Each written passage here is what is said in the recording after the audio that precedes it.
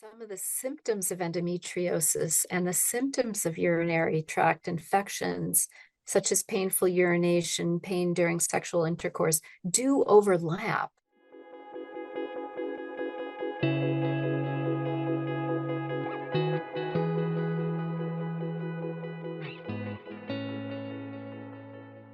Dr. Christine Metz is a professor at the Feinstein Institutes for Medical Research at Northwell Health and the Donald and Barbara Zucker School of Medicine at Hofstra Northwell. Dr. Metz dedicates her research to advancing women's reproductive health. She is the co-director of the pioneering ROSE study, which investigates menstrual effluent to improve endometriosis diagnosis and treatment.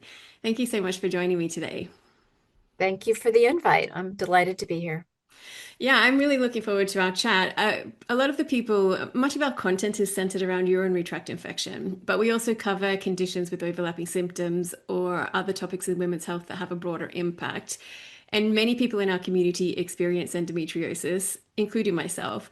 So I'm grateful that you've provided your time today to share your expertise. Before we jump into the questions we collected, though, it would be lovely to hear more about your background and how you came to be working in this field of research. Sure. As far as my background, most of my earlier work focused on inflammation and sepsis, which is a severe systemic infection. I studied the role of certain cytokines and mediators involved in inflammatory processes and inflammatory diseases. My work in that field caught the interest of a scientist in Quebec at Laval University, and he reached out to me in the late 1990s to collaborate on an endometriosis project. Hmm. And we studied the inflammatory nature of endometriosis lesions collected from humans. And I quickly learned that endometriosis and women's health research was significantly behind other areas. And I was really drawn to that because it meant that there were exciting opportunities and discoveries to be made. And I've been working on endometriosis and other women's reproductive health disorders since about 2000. And in 2013, I co-founded the ROSE Research Outsmarts Endometriosis Study with Dr. Peter Gregerson, who is a rheumatologist and geneticist here at Northwell. And we co-direct this ROSE study, which has enrolled about 3,700 participants so Wow. far, including patients with endometriosis, healthy controls, and those who are symptomatic but not yet diagnosed. Yeah, I couldn't agree more that a lot of women's health research is quite far behind where it needs to be. We see that in the UTI space a lot, and this is why our organization exists to try to highlight the research that is being done and to speed up access in practice. And we have a lot of questions for your research today, but it would be great first if you can, for people who have just been diagnosed or have been living with endometriosis for years, if you could describe what is actually happening in the body with this illness. Sure, absolutely. Endometriosis is defined by the growth of cells that typically grow inside the uterus, also known as endometrial cells or the endometrial lining, and they grow outside of the uterus. And that's the abnormality. It's characterized by chronic pelvic pain or abdominal pain, severe dysmenorrhea, pain during intercourse, pain going to the bathroom, GI issues like bloating and diarrhea, and infertility. And it's also characterized by some hormonal abnormalities as well, with excess estrogen and increased or decreased sensitivity to progesterone. And to better understand endometriosis, we have to think about the menstrual cycle, which is unique to humans and a few other species. So first, the estrogen that is released in the body promotes the growth of the uterine lining. And then progesterone comes along to transform specific cells in that lining to prepare for a fertilized egg that's coming in or not coming in. And if that egg does not appear, the progesterone production ceases and it leads to the breakdown of the uterine lining or the endometrium, followed by menstrual bleeding and the shedding of the uterine lining. And similar processes to what's happening in the uterus happen with the lesions that are outside of the uterus. So most of those lesions grow in the abdominal cavity, and they are comprised of similar cells to what are found in the uterus and nowhere else in the body. And those lesions are associated with inflammation, and because they're unexpected visitors in the abdominal cavity, it kind of wreaks havoc, causing inflammation in the area, which then spreads to more whole body inflammation. This is very much in line with what people describe when they have endometriosis, this overall inflammation. And I think it's great that we're moving away from describing endometriosis as a pelvic health or reproductive health only condition, because it much more reflects the patient experience. And my understanding is that one of the issues in endometriosis research is that a lot of it has been done in induced endometriosis in animal models rather than looking at real endometriosis in a human body. But you and your team have been looking at menstrual blood as a way to research endometriosis. So, what have you been finding with that research? So first, we actually studied menstrual blood, or menstrual effluent, as we call it, because prior studies reported that the uterine lining, which is shed as menses, is different in patients with endometriosis Mhm. versus healthy, unaffected controls. And the main differences are increased inflammation in the uterine lining and reduced endometrial cell differentiation in response to progesterone. Like I said before, the progesterone is produced to induce this change in the lining that would permit implantation of an Mhm. embryo and then pregnancy. And that differentiation aspect is limited in patients with endometriosis. And these are consistent with prior studies that are reported in the literature using painful endometrial biopsies. We've chosen to use menstrual blood, which is more of a natural Mhm. biopsy that can be easily collected. And we believe that that differentiation defect in the setting of endometriosis may be linked to infertility, which is common among folks with endometriosis. What have you found with regard to where inflammation originates in endometriosis, and why does it matter for how we think about the disease? So we've hypothesized that the disease promoting cells may originate in the endometrium or the lining of the uterus. And we don't know the exact causes of Mhm. endometriosis. There are many that have been proposed, but it's important to note that with each menstrual cycle, menstrual blood, tissues, and cells escape the uterus and travel through the fallopian tubes and enter the abdominal cavity where most of these lesions develop. And we propose that these abnormal or disease promoting cells may originate in the uterus, and perhaps they're more likely to seed and grow, or perhaps they aggravate existing lesions. And that's really why we've been collecting menstrual blood to just study what these endometrial cells are like in healthy controls and what might be the differences found in endometriosis patients. And we find that the major difference between the two groups focuses really on this inflammatory status. And what we find in patients with endometriosis are increases in specific inflammatory cells and inflammatory markers that are more common in the menstrual blood in patients with endo versus healthy controls. How does the theory of retrograde menstruation align with other theories of the origins of endometriosis, like cell division as you're being formed as a human?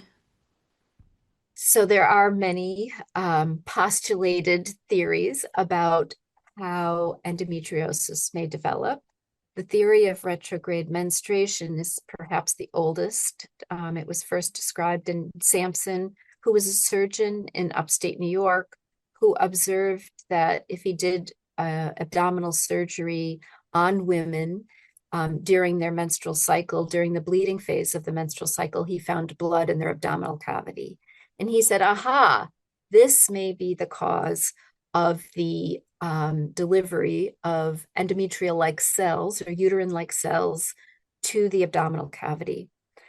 It doesn't mean that this is the cause of Mm-hmm. endometriosis. And I often suggest that there are probably multiple Mm-hmm. causes of endometriosis. Other causes include the coelomic theory, where uterine tissue is transplanted in the wrong spot during development, Mm-hmm. and then it's very unaffected until hormones start to be produced during puberty, and then the endometrial cells start responding. There's even another theory that is like the retrograde menstruation Mm-hmm. theory. It's called the neonatal bleeding theory. About 30% of young baby girls have a mini period after birth due to the withdrawal of mom's progesterone. Right.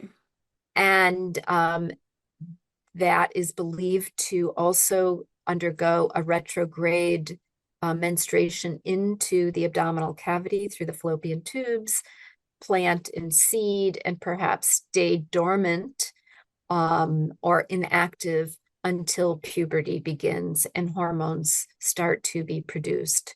And then these cells are responsive to them. I honestly don't think it matters what all the causes of endometriosis might be. I Mm-hmm. think what's most important are some of the biological processes and the understanding that it's really quite a diverse and complex disease Mm-hmm. and likely not caused by a single process. That also reflects what we've spoken to other specialists about. Some surgeons have said they wouldn't be surprised if it's discovered that endometriosis is actually multiple diseases because the lesions they find can look so different, and so can the symptoms that patients experience. So it's interesting to see the developments in this space. And you've also done research into immune cells in menstrual tissue from people with endometriosis. So what have you found there? So the menstrual blood that we've collected from patients with endometriosis tend to have increased fractions of B cells, B lymphocytes that we think reflect chronic inflammation and perhaps infections, along with increased inflammatory T cells when compared to healthy unaffected controls. They also have decreased fractions of a group of cells called uterine natural killer, or UNK cells for short. These cells are important for fertility, but they're also important for clearing defunct cells Mm-hmm. from the system. And they may have an important role in the abdominal cavity when cells are brought into the abdominal cavity during retrograde menstruation. But it's unclear what their role is. But they are lower in patients with endometriosis. And it may be the imbalance of cells that promote inflammation and possibly fibrosis in some patients. And perhaps we should think about treating inflammation more specifically in endometriosis patients, particularly for patients who do not respond well to hormone therapies. That's another area that's of great interest, which we should probably find a specialist to talk to about hormone therapy for people with endometriosis. Sounds like it's much more complicated and a lot of things to consider, and probably a lot that isn't known. Yes, there is, in fact. In the United States, hormones are FDA approved. Some hormones are FDA approved to treat endometriosis. Mm-hmm. However, they are not approved for anything but pain treatment. Right. That's what they've been approved for. They may or may not affect the progression of the disease. Right. And I think there's some similarities in the UTI space as well as endometriosis because, like the bladder, the uterus has long been considered sterile. And now we know there's a urinary microbiome. It makes sense that there would be a uterine microbiome. So there's this growing conversation in the research community about the uterine microbiome and whether bacteria plays a role in endometriosis. Where does the science currently stand on that? So there was a time when the scientific and clinical communities believed that the uterus was sterile. And like other body parts, we now know that the uterus does have its own microbiome and hence some bacteria living in it. Hmm. The healthy uterine microbiome is made up primarily of a specific subset of bacteria called lactobacillus.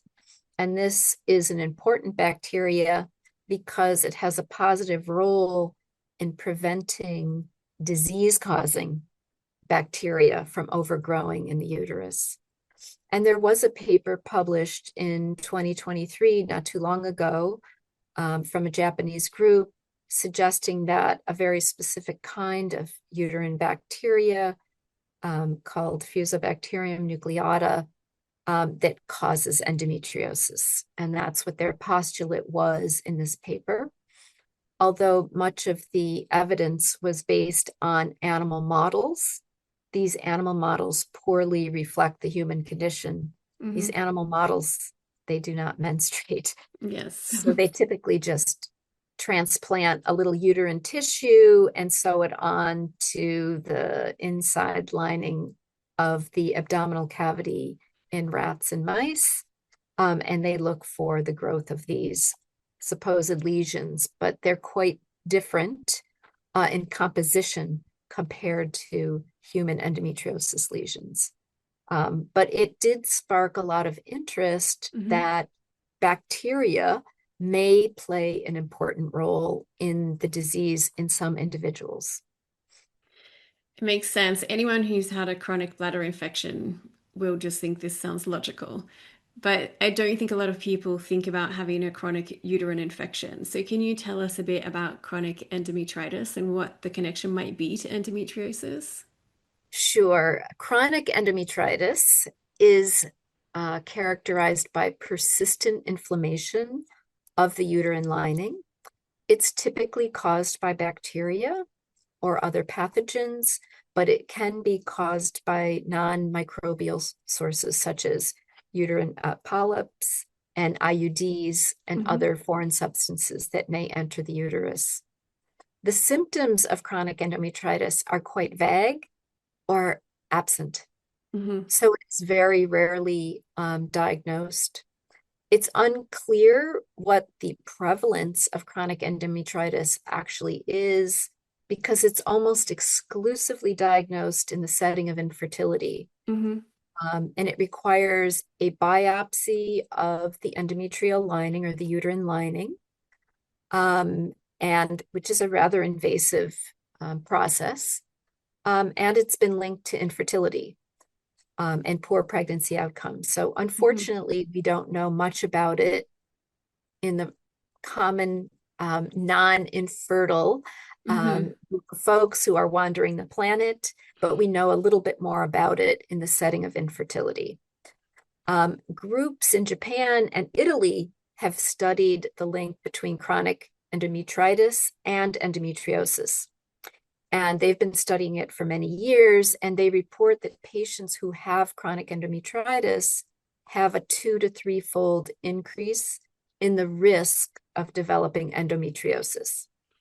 But like other women's health conditions, the biggest problem with chronic endometritis is that it's not really diagnosed Hmm. outside of infertility workups. So we don't know a lot about it. And so people wouldn't know they have the condition, particularly because it's either asymptomatic or it has very mild symptoms, nothing that you would run to the doctor for.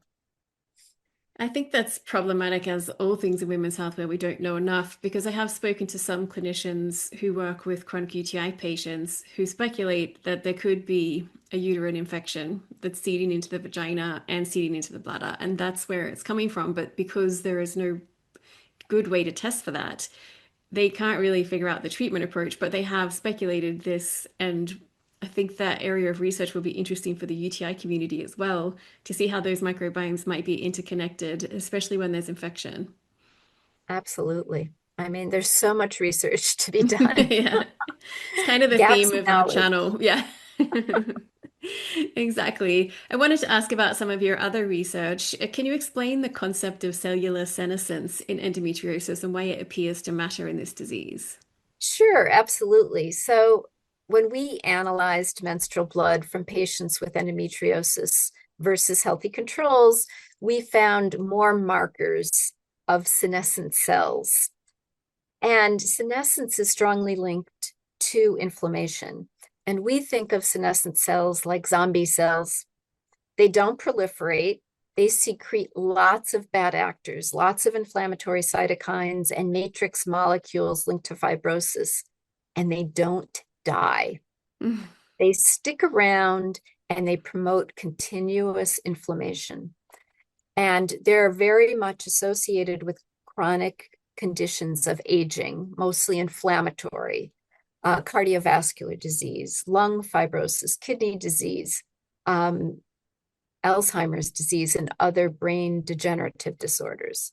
So originally, senescent cells were only found in conditions of aging, but is now recognized that these senescent cells can be found in young folks too.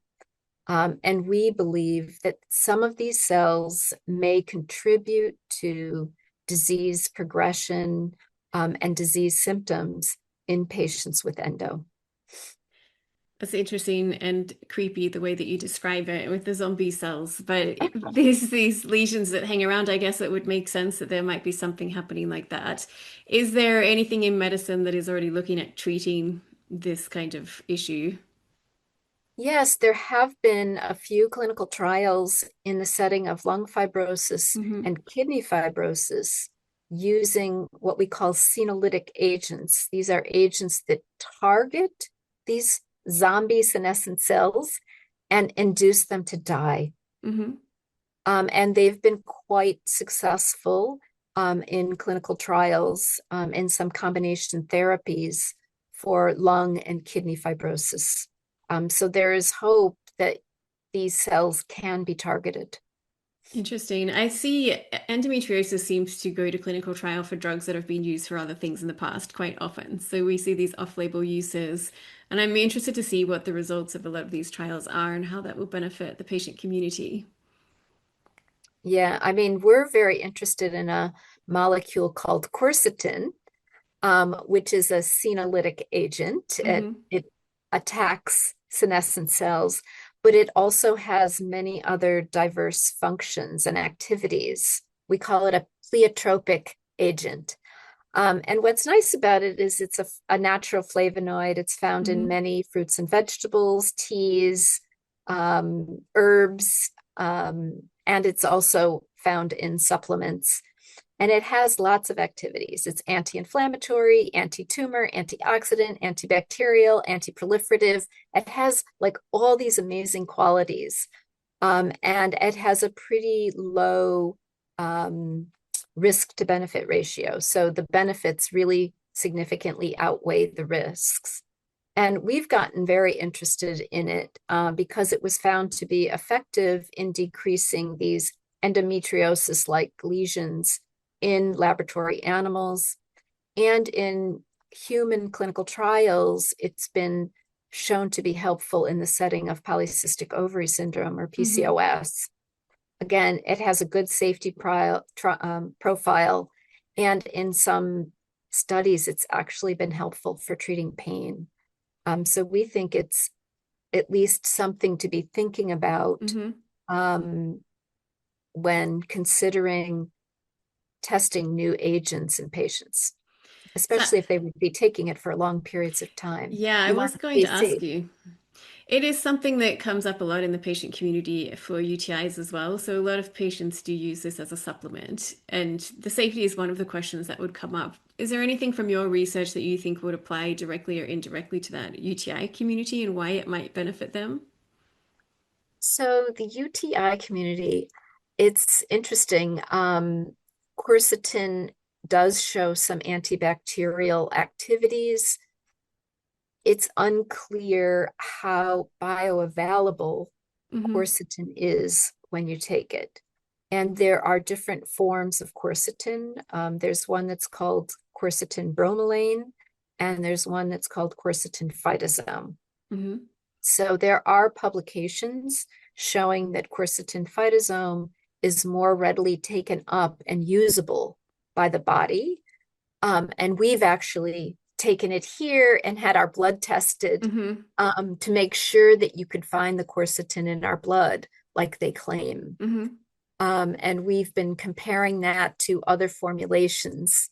Now that we have the assay method for measuring quercetin in our blood, we've been looking to see what other preparations might be more, we call it bioavailable, Hmm. more bioavailable. Um, and that's an important component when taking these agents because if it's not bioavailable, then it's not really being utilized by Hmm. the body. Can you confirm what you found by testing your own blood? It's too early. Okay. We are we have approval to do a Hmm. clinical trial with quercetin in patients. Well, actually, in healthy controls, I should say, not in patients at all. And once we see effects in a wide range of people, we're going to then push towards going to a clinical trial in patients. But for now, we're just looking in healthy controls to Hmm. see what the effects of quercetin would be on their menstrual blood cells when examined ex vivo.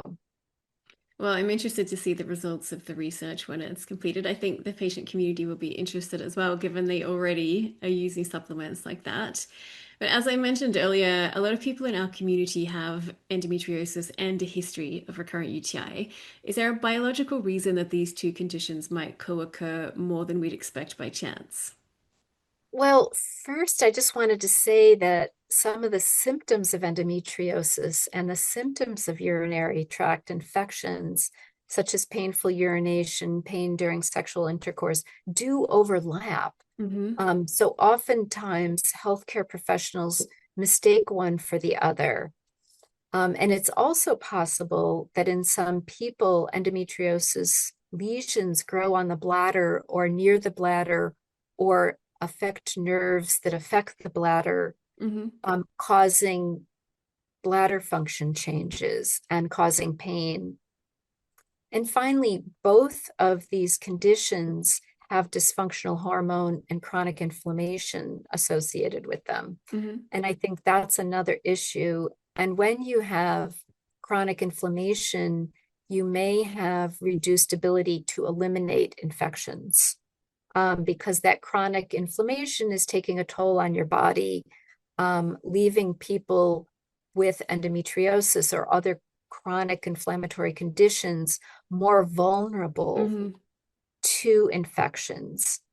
Also, there's thoughts about estrogen Mm-hmm. and its effects on receptors that may regulate our immune responses and aberrant hormone levels and aberrant hormone functions may also change our ability to clear bacteria and can influence the likelihood of having an infection and eradicating that infection, getting rid of that infection. So we know that endometriosis is a risk factor for recurrent pelvic inflammatory disease Mm-hmm. after a particular form of surgery. It wouldn't be surprising that it's a risk factor for UTIs or that UTIs are a risk factor for endo. Mm-hmm. There does seem to be quite a strong connection in the community. We hear from a lot of people who have been diagnosed with both or suspect they have endometriosis. So it would be good to see that research develop as well and how patients can be diagnosed faster, for one thing. But some researchers in the UTI space are exploring whether a dysfunctional immune response could be responsible for the recurring UTI symptoms. Does that idea resonate with what you're seeing in endometriosis research? I really believe that the dysfunctional immune response could play an important role. And although these are common problems, UTIs, endometriosis, so limited research has been Mm-hmm. done in this area. But I did read a couple of articles that described how some bacteria that cause UTIs can actually hide out inside of cells Hmm. and avoid antibiotics and influence the bacteria in the community. And then once antibiotics are stopped, these bacteria can leave the cells and reinitiate infections. Bacteria can also evade the antibiotics by hiding under these sticky layers of biofilms that Hmm. they make. So they have these incredibly clever ways to evade the host immune system, which could be impaired in patients with endo. It made me think about UTIs among our participants in the Hmm. ROSE study. We haven't specifically asked our participants about UTIs, and I think perhaps we should Yeah. because we have a large community of people. We have 3,700 people Hmm. in the ROSE study. Most of them interact with us and want to participate in research Hmm. and contribute. And I'm sure they'd be happy to answer survey questions about these things. We do ask about pelvic inflammatory disease Hmm. or PID. And what's interesting to me about that is that we have fewer cases of PID than I would have expected among our ROSE participants. Okay. I think part of that is, again, underdiagnosis and Mm. misdiagnosis. Unclear why that is. It would be very interesting to gather the data about urinary tract infection amongst that group as well. And we should chat about that. So, we do a Yeah, lot of research like that among our community and with other researchers. And these overlapping conditions, I think it's important to understand the coincidence of them. And so, it would be great to hear that kind of input from your community. absolutely. And the diagnostic delay for endometriosis we know is still measured in years, and sometimes it's closer to a decade. What is your team's work trying to do about that, and how close are you to something that might impact patient care? So, as I stated before, we've been utilizing menstrual effluent to learn more about the condition of endometriosis. One goal is to develop a better non-invasive diagnostic, and another goal is to discover and test better treatment options for patients. We are really working towards this earlier non-invasive diagnostic. The most important aspects for us is that it needs to detect early stages of the disease Hmm. in the young adults and possibly teens. Right now, the diagnosis of endometriosis is based on laparoscopic surgery that allows the surgeons to place a camera in the abdominal cavity and they look around for lesions. The lesions are removed and they're sent to a pathologist who confirms that uterine-like or endometrial-like tissue is present. Reports in the literature suggest that the diagnostic surgery is missing about 30% of cases. Hmm. And based on participants in our study, where people undergo this laparoscopic surgery 2 or 3 times Hmm. before they are diagnosed, suggest at least it's missing 30% Yeah. cases. And many people don't undergo the diagnostic surgery. So I think that for us, our main goal today is developing a more early Hmm. non-invasive test for endometriosis, and to learn more about the condition through menstrual blood. We think a more informed diagnostic will be more accurate. It would change a lot for patients too. It's horrible to have to go through surgery to get an official diagnosis for this. Do you think you can put in place a guess for a timeline of when a test like that might be available? We're hoping in the next couple of years. Okay, great. We have a lot of regulatory hurdles. Although it sounds really terrific for patients to collect menstrual blood at home, Hmm. it makes the regulatory aspect very Hmm. challenging. because a physician didn't collect the sample, so that there could be a tendency for things to have been altered. Um, there are many steps in the regulatory process that we must address to make sure that it is easy, Hmm. and safe to do at home, and that our test is reliable before we can commercialize it and bring it to market. Hmm. But we're very excited that preliminary data are very supportive. The what you said about things might be altered if a patient collects it at home, is that implying that patients can't be trusted, which is also a theme we see across funding and research and publication quite a lot? It's not it's not necessarily that they can't be trusted, it's that they could make a mistake, Hmm. and do something during the collection process that would destabilize the sample. Hmm.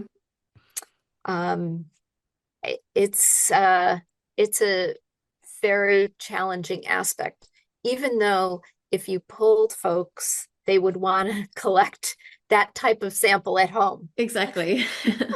Much more comfortable. So we're trying to develop um, simple methods for doing it Hmm. that can't compromise the outcomes. Okay, well, I look forward to that. I think it will be life-changing for a lot of patients. It's impossible to get a diagnosis in a lot of regions. You can't just opt to have surgery to get an endometriosis diagnosis. And a lot of people in our community are in that limbo where they think they probably have endometriosis, but they can't progress past that. It makes it hard to access appropriate care. I think it's frustrating for patients, and I think it's frustrating for their healthcare Hmm. providers. Yeah, generally, I'd say that is true as well. Which leads me to the next question. Looking at everything that your research has revealed about inflammation, infection, and the immune system, if you could change one thing about how endometriosis is managed clinically right now, what would it be? I think it would be most amazing to be able to diagnose endometriosis without surgery, Hmm. do it at earlier stages of disease. Um, in our study, the average age of diagnosis is in the late 20s, early 30s. Hmm. Um, People have gone through life a very long time suffering. And if we could distinguish between dysmenorrhea and endometriosis in younger folks, I think it would be a huge victory. Hmm. If we had an earlier diagnostic, we could actually then design clinical trials to test if early treatments and different early treatments affect disease outcomes and patient outcomes, patient symptomatology. It would be great to reduce symptoms of disease, but if it's not reducing the progression of disease, we're not doing everything we possibly can. And since we don't have an early diagnostic, we can't run those kinds of clinical trials to see which treatment is best in the long term. Hmm. And in fact, there are some thoughts in the community that oral contraceptives, which are the first line of treatment in endometriosis, could actually make some patient symptoms worse, Hmm. perhaps some disease. And like you said, we think of endometriosis as a very complex condition. In the 1970s, people would say, your mother has breast cancer. Hmm. This is the treatment option.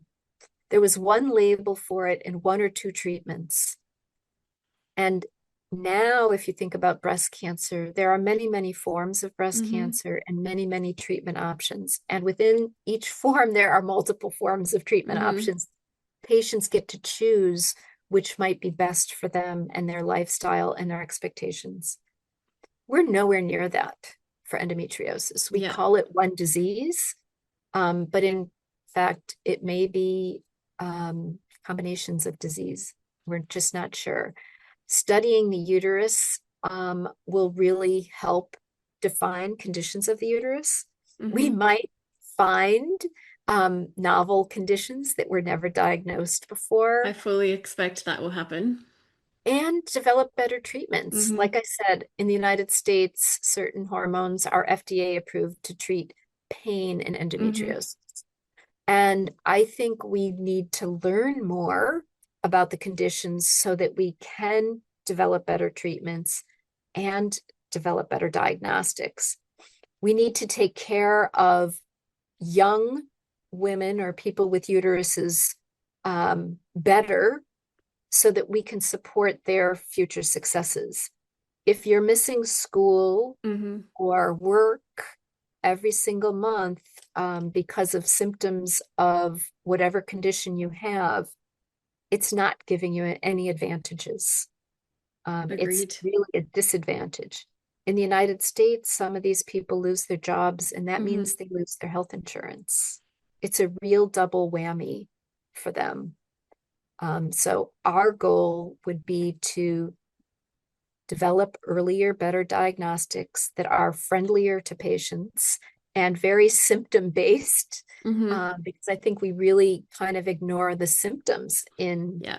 the condition of endometriosis. Who cares what your symptoms are? It's really about what lesion type you had. And to Yeah. us, it's like, what symptoms do you have? Um, and we think about including clinical symptoms in our approach to diagnosing endometriosis, Yeah. I using think menstrual that's blood and the clinical condition, the clinical symptoms that people have. It's very much needed. The work that we do in the UTI space, part of it was to develop and validate the first two patient-reported outcome measures for recurrent UTI. And before we did that, they didn't exist. And limited testing or the limited accuracy of testing in the UTI space led to a situation where patient symptoms were often just dismissed or devalued. And we're trying to bring that back into the conversation.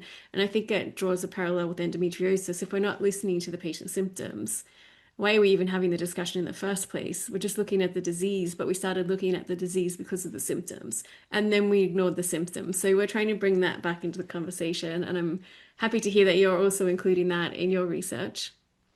Yeah, I mean, that's the beauty of the Rose study is that we have this registry of folks that we can constantly reach out to. We can ask Mm-hmm. them to participate in different studies, ask them to complete questionnaires.